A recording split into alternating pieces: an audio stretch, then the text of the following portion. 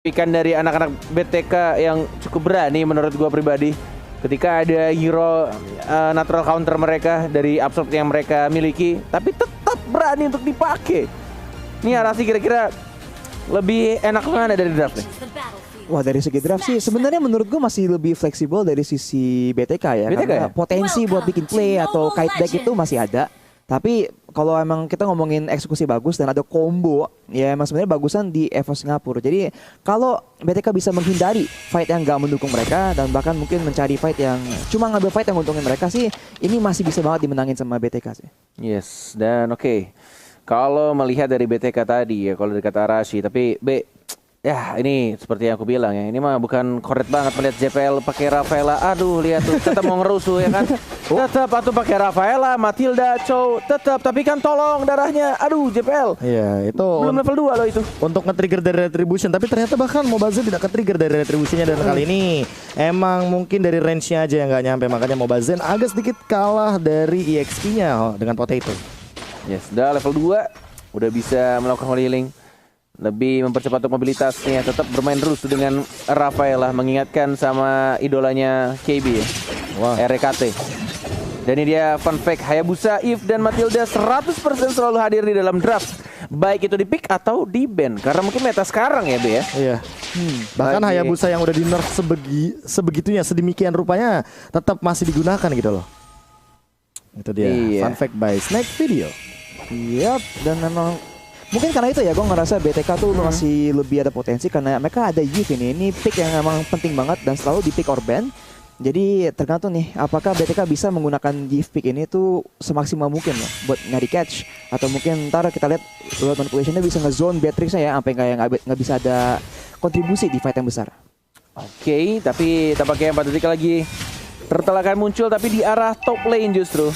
Dan perjalanan masih dari arah tengah JPL menuju ke arah atas yang mungkin sudah ditarik Turtle nih ya oleh seorang Bane dari Potato-nya. Mencoba untuk membuka dari gear yang sudah level 4. Belum ada Falling Star, mau dibuka begitu saja. Real Manipulation dan bahkan JPL lagi-lagi flicker ke arah belakang dan terreset. Turtle-nya tidak berhasil didapatkan dan bahkan Mobazin masih bisa survive, masih bisa mundur ke arah belakang dan langsung digunakan begitu saja. Rondo balik dan bahkan Potato sekarat masih bisa cabut ke arah belakang dan masih belum adanya yang terpick up dari team fight barusan. Ya, ini makanya yang kayak aku bilang tadi, tim fightnya ternyata hanya tarik ulur saja, tidak ada yang mau terlalu komit. Bahkan ketika ngeliat dari Mobazin dan juga Potato yang sama-sama sekarat ya, mereka tuh sadar kalau seandainya source skill udah banyak banget yang dibuang gitu loh Arashi. Ya menurut gua sih BTK tuh skill-skillnya tuh lebih pendek ya cooldownnya. Kayak skill yang mereka perlu ada untuk fight itu nggak selalu ada di ultinya loh. Sedangkan buat EVO Singapura kalau mereka tuh nggak ada ultinya Beatrix, nggak ada ultinya Bane, langsung potensi mereka di fight tuh kurang banget. Makanya mereka tuh bisa lebih tarik ulur. Sebenarnya menurut gua ini menguntungkan BTK, tapi sekarang ini Mobazin ke pick off. First blood justru diamankan begitu saja dari Eamon-nya. Dan bahkan itu dia permainan ambush yang sangat baik sih. Tunggu aja di bushnya, di rumputnya, terus langsung di stun. Lagi-lagi ya, emang JPL nih emang tipe-tipe roamer atau tanker yang ngeselin banget. Nah makanya untuk sekarang juga kita ngelihat bagaimana dari segi rotasinya nih udah mulai benar-benar dipotong. Dan Mobazin sendiri nih emang bener-bener dapetin satu kerugian ya. Karena kalau misalkan nggak mau rugi mah kalian pakai kode promo M3X Grab gitu loh. Gokil. Sabar atuh. Cakep. Kan cari kata kuncinya dulu. Bener. Mobazin rugi. Kalau Grab mah bikin untung gitu dengan promonya. Makasih lo udah beliin saya kopi ya di sini ya. Udah datang tuh di depan. Serius? Udah serius. Tapi kali ini Potato juga dengan cepatnya mengamankan Turtle yang pertama tanpa adanya kontes, dan ini masih 0-1 untuk permainannya sangat amat pasif, tapi kayaknya nggak boleh ada salah langkah lagi baik dari Shark atau bahkan Mobazin. Jangan sampai terkena Holy Baptism dan bahkan hilang dengan instan ketika ada Beatrix dengan Inspiration. Sayangnya dari play tersebut tuh kayak nggak ada tuker balik ya dari sisi BTK. Mereka nggak ada kesempatan buat bikin dive mungkin tower atau nge-press ke tower lain. Padahal mereka ada Matilda, tapi mereka tuh nggak ada kesempatan nih buat cari fight atau pick off yang bagus banget buat mereka sih. Yes, oke. 30 detik lagi akan hilang untuk cold protection dan bahkan gear. Tidak berhasil untuk mendapatkan seluruhnya tadi. Masih bisa untuk dipotong sama Fight Chicken. Menuju ke arah tengah sekarang. Dari serang Seilah. Ini kalau sniper apa namanya, Be? Senjatanya? Renner. Renner. Renner dan machine Nibiru. gun-nya Nibiru. pistol machine gun Nibiru. Oke, masih sama-sama farming di area mid lane.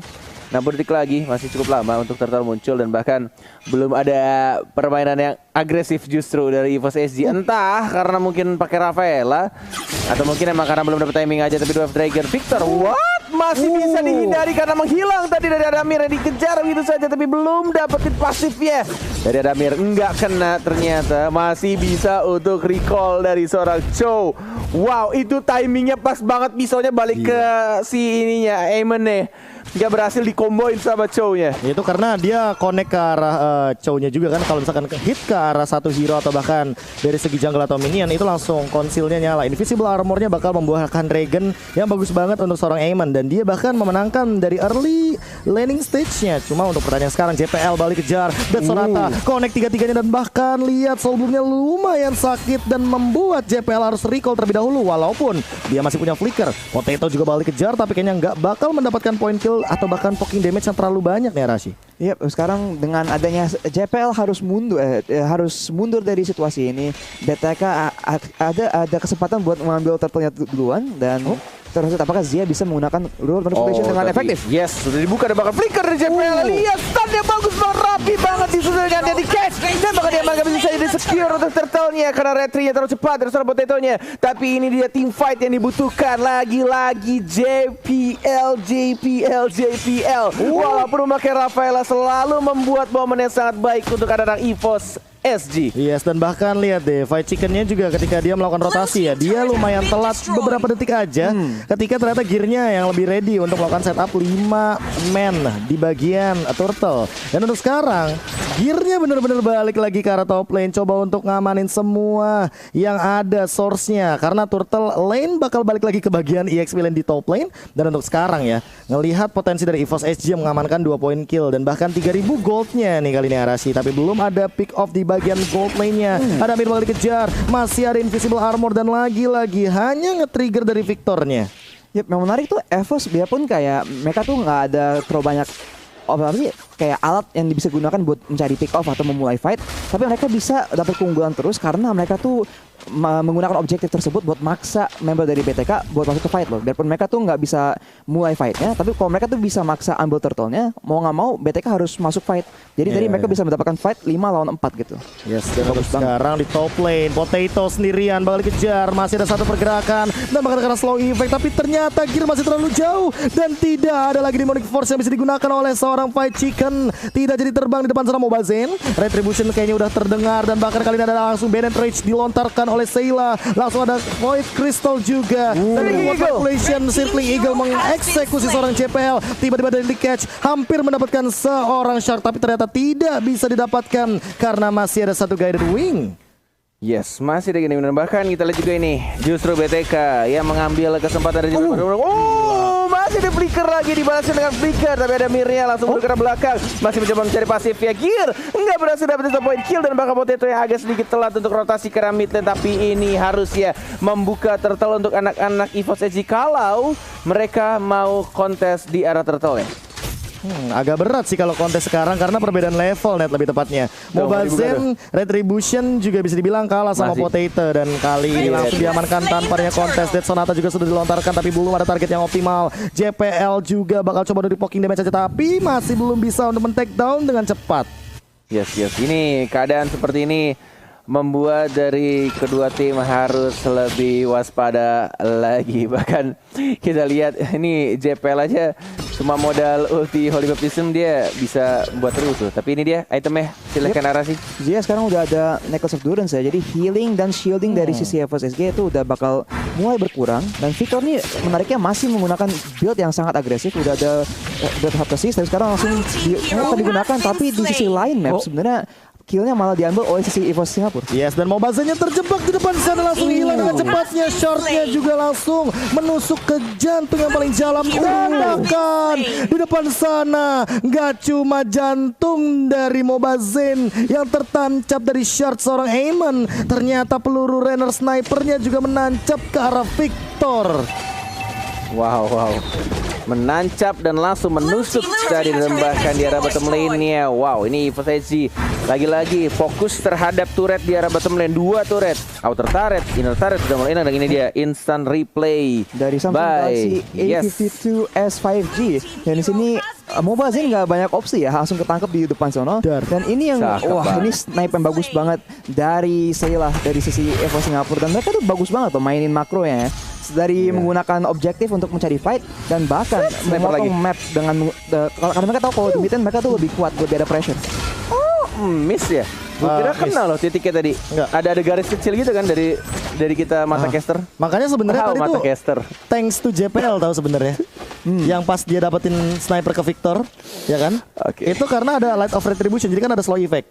Nah, jadi nggak bisa dihindarin tuh peluru runnernya secepat itu. Mata caster, benar kan? Mata kita kan? Benar. Oke, Lord sudah mulai muncul. Skor yang dari tadi, dari match pertama tidak terlalu banyak, 5-1, dan bahkan kita lihat juga posisi dari Gear yang sudah melihat dari Shark-nya. Informasi sudah diberikan dan bahkan di sini langsung saja di ulti. Oke, Falling Star Moon.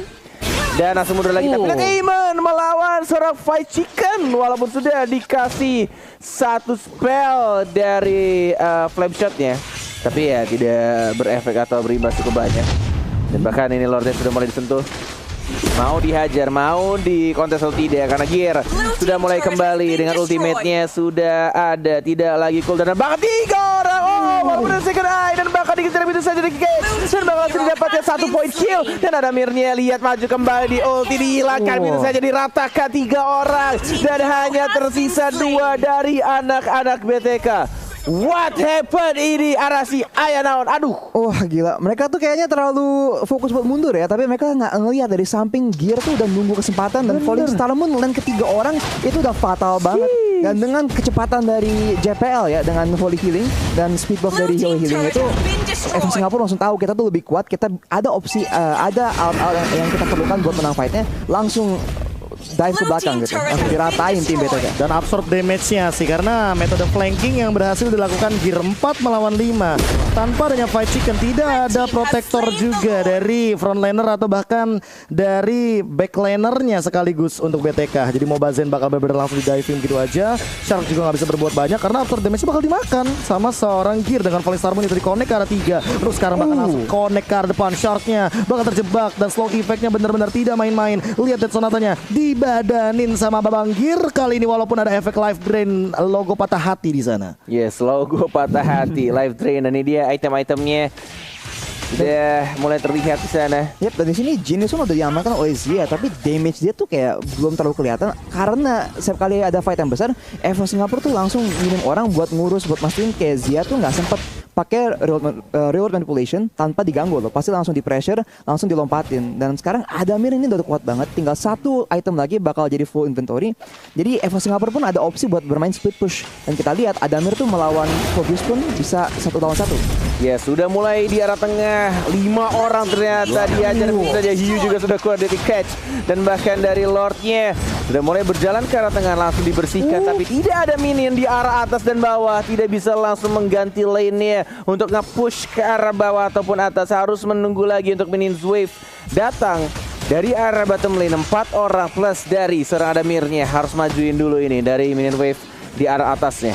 Oke, kali ini perlahan-lahan di arah bottom lane juga Deadly Clash digunakan. Apakah bakal dapetin 1? Enggak kayaknya. Hanya untuk clear wave minion saja. Adamir mencoba untuk mendorong super room minion di bagian top lane. Apakah ini akan menjadi satu efektivitas untuk melakukan split juga? Karena Adamir kayaknya udah mulai kelihatan, dan gearnya juga harus lebih berhati-hati. Rhapsody-nya udah mulai kerasa. Lihat bagaimana Holy Healing-nya menyelamatkan nyawa daripada seorang Gear, dan bahkan kali ini Potato juga harus respect terhadap slow effect dari Zia karena Void Crystal-nya sudah memiliki Ice Queen One sekarang. Yes, sudah mulai di reset kembali. Masih sama-sama bisa untuk kemenahan, dan tidak mau memaksakan juga dari anak-anak EVOS SG mencoba untuk mencari informasi dan Gear selalu ya. Seperti yang dibilang sama Aras, ini flanker-flanker yang kayak gini nih yang bahaya nih. Benar-benar tahu posisi dan bahkan mencari momen untuk membuka Falling Star Moon-nya. Dan itu yang dibutuhkan oleh tim anak-anak EVOS SG juga, ketika informasi sudah dikasih tahu sama si Gear-nya, menjaga jaraknya, dan ya lagi-lagi cuma bermodalkan informasi tersebut mereka bisa membuat team fight yang sangat rapi. Yep. Dan sekarang JPL pun masih agresif banget dan langsung di sisi lain map ada pick off lagi dari EVO Singapura.